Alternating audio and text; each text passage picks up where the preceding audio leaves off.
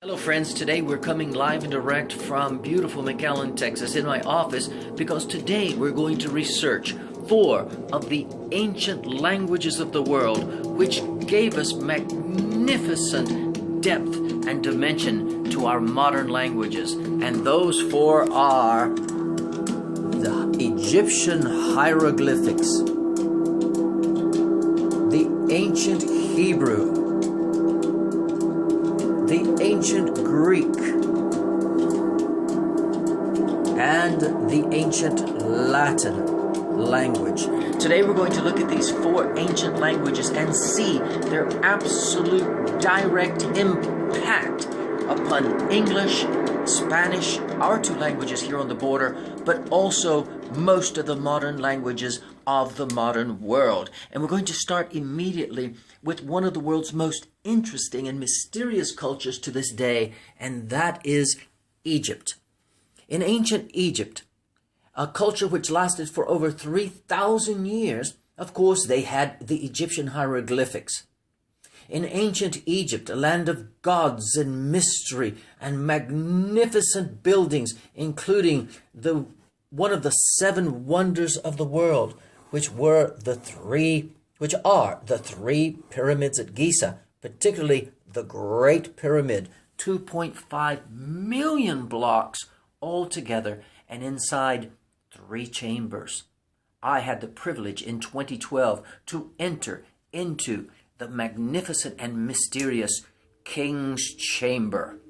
And it was indeed a very, very strange and mysterious appearance that happened.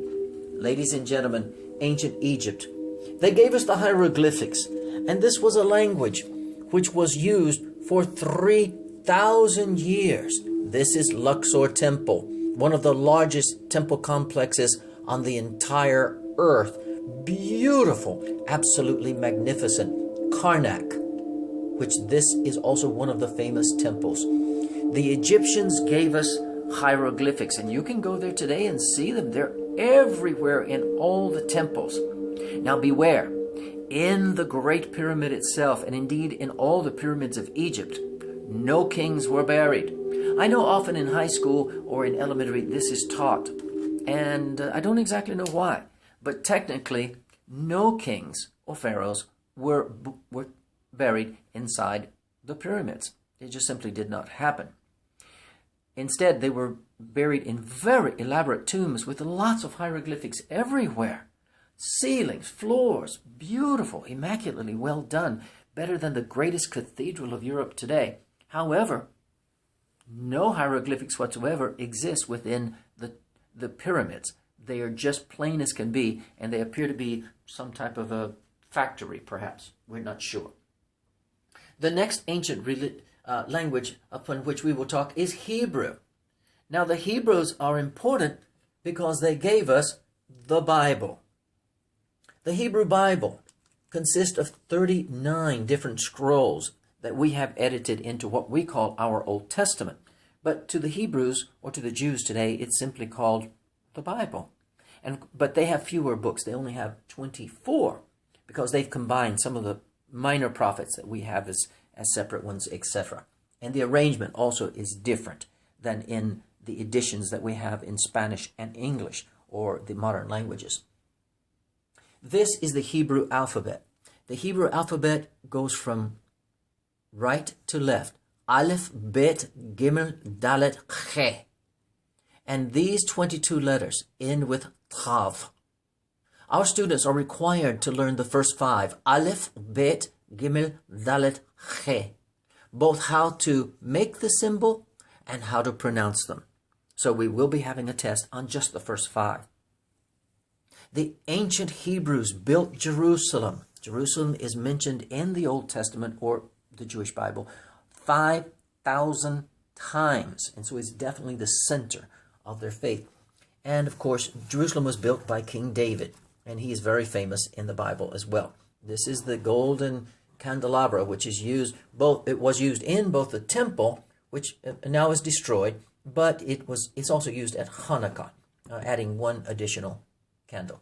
And these were the ancient Hebrews. And today, it's the people known as the Jews. And they mostly live in Israel, although millions still live in New York and in Russia, as well as all over the world.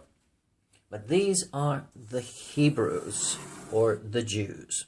Next, we come to another culture, which, of course, everyone is probably very familiar. And this is our grandmother language, and this is Greek. Alpha, beta, gamma, delta, epsilon, zeta, eta, theta, etc. Our students are required to know the entire Greek alphabet. It's very simple to learn, and it is our grandmother language. Very, very important. Alpha, beta, gamma, delta, epsilon, zeta, eta, and it's not difficult. You have to know both the symbols and the pronunciation. And when you go to the larger universities, you're probably going to be a part of a sorority or a fraternity, and of course they will use these as part of it. It's a lot of fun. You'll love the Greek alphabet. And the Greeks were so important because they gave us the New Testament. 100% of the New Testament. Here is an example that I took out of a New Testament. This is called Katachwanan, which means the book of John.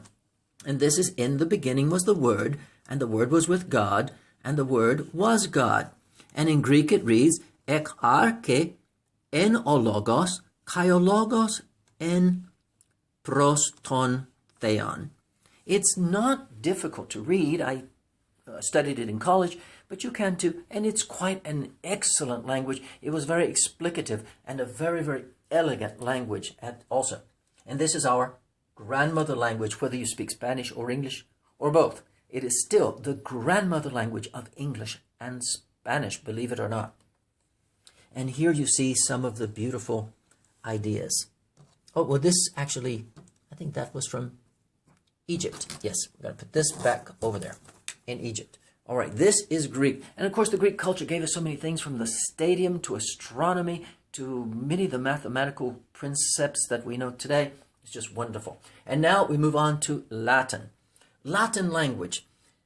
For thousands of years, it was the holy language of the Roman Catholic Church. And of course, it encompassed the major Roman Empire. Rome being here, and then it goes all the way up to the southern part of England.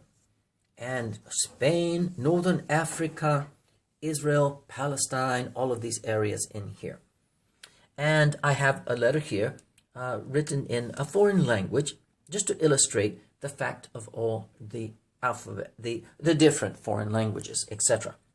Now, the 5 Roman languages are Spanish, French, Italian, Portuguese, and Romanian. Many people don't remember Romanian is also a Roman language. It even has the word Roman in it.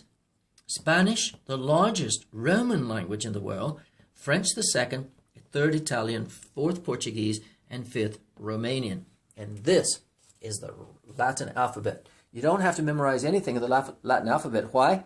Because we didn't have an alphabet when the Anglo-Saxons conquered England in the 5th, 6th, 7th, and 8th and 9th centuries, otherwise known as the Vikings and all of that. And so they used the Latin alphabet. So the Latin alphabet is the very same as your alphabet, the English. Technically, we don't have an English alphabet. We borrowed the Latin. And that's one reason why English is so mixed up, and often it doesn't work. 44 sounds, 26 letters. It doesn't make any sense. And we'll talk more about that in another lecture. But this concludes our presentation on the 4 ancient languages of the world, from Egyptian hieroglyphics, moving on to Hebrew, who gave us the Bible, and Jesus also was a Jew. And then the famous Greeks, Pythagoras, Socrates, Plato, Aristotle. The Latin alphabet, which of course is the English alphabet. And with this, we'll conclude our little tour of the 4 ancient languages of the world, which helped provide our modern languages today, the European languages, but particularly English and Spanish. This is Dr. ClarkvonHeller coming to you live and direct from beautiful South Texas College. We hope that you've enjoyed this presentation. Remember, ClarkvonHeller channel, YouTube.com. Have a great day, everyone.